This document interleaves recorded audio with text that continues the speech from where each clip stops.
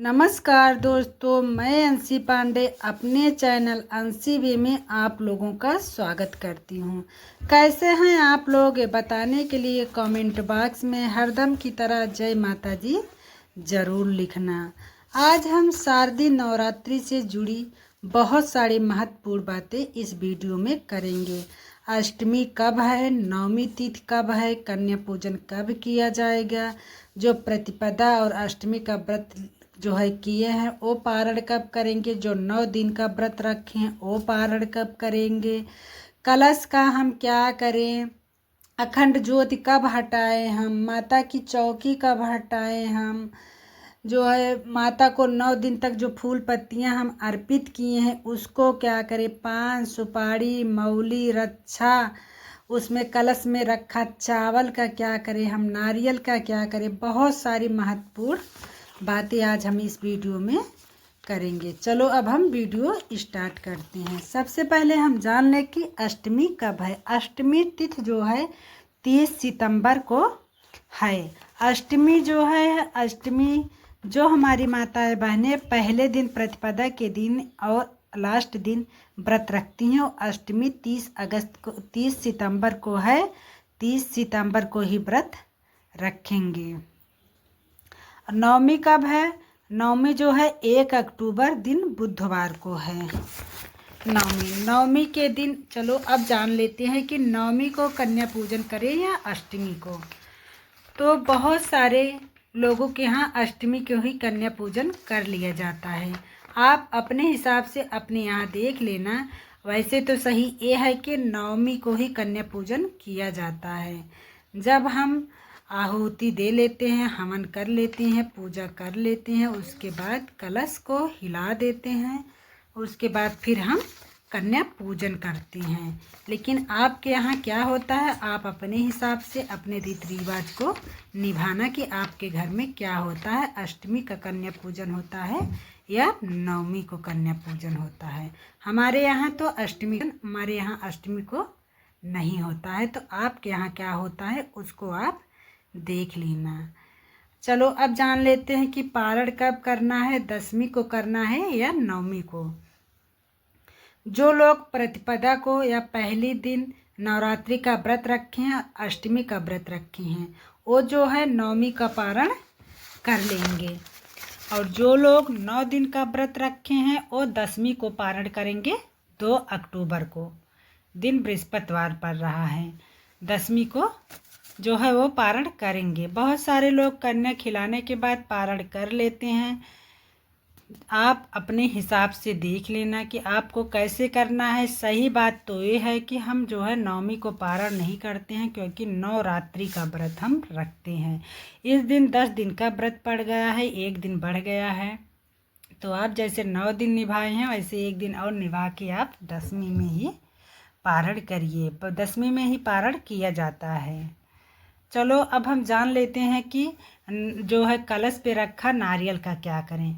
कलश का रखा नारियल को हम जो है तोड़ते नहीं हैं। हमारे यहाँ नहीं तोड़ा जाता है। आपके यहाँ क्या होता है आप देख लेना। उस नारियल को हम विसर्जित कर देते हैं, प्रवाहित कर देते हैं। नारियल, उस पे मौली चुनरी पत्ता जो कलश में रखा है, कलश यदि मिट्टी का है तो हम उसे प्रवाहित कर देते हैं, धातु का है तो उसको हम धुल के रख लेते हैं। जो है चावल का उसमें रखे, चावल का क्या करें, चावल को हम जैसे चिड़िया को डाल देते हैं। सुपारी पान पत्ता कलावा आदि का हम क्या करें, इस सब चीज़ का हम विसर्जन कर देते हैं। विसर्जन कब करते हैं, दसवीं तिथि को नहा धो के माता का पूजा करते हैं।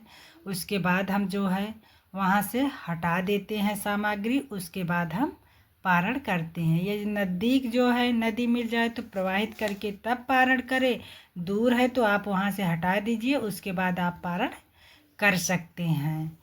और पानी का उसमें जैसे पानी है कलश में तो उसका क्या करें, हम पूरा घर में छिड़काव कर देते हैं।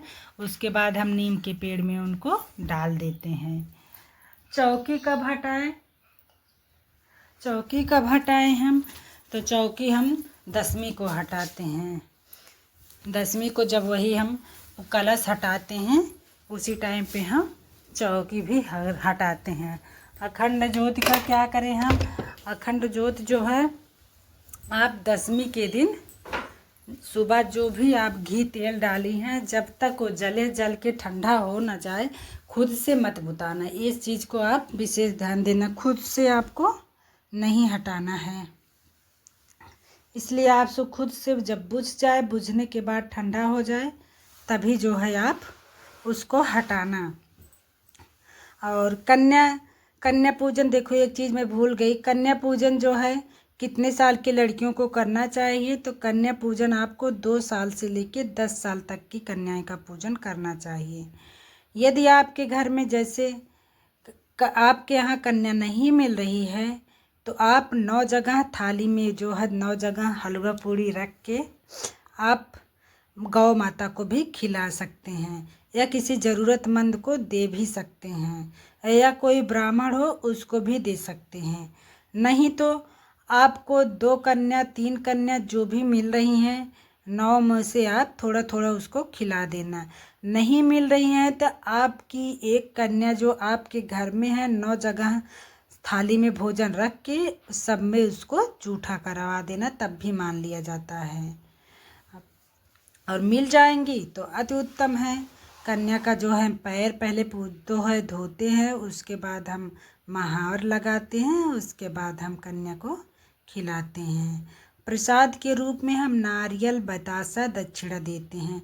तो नारियल आपको ये वाला तो कलश पे रखा हुआ नारियल को फोड़ना नहीं है। आप अष्टमी के दिन माँ के चरणों में जो भी महागौरी का पूजा होगा, उनको कच्चा नारियल का ही भोग लगेगा।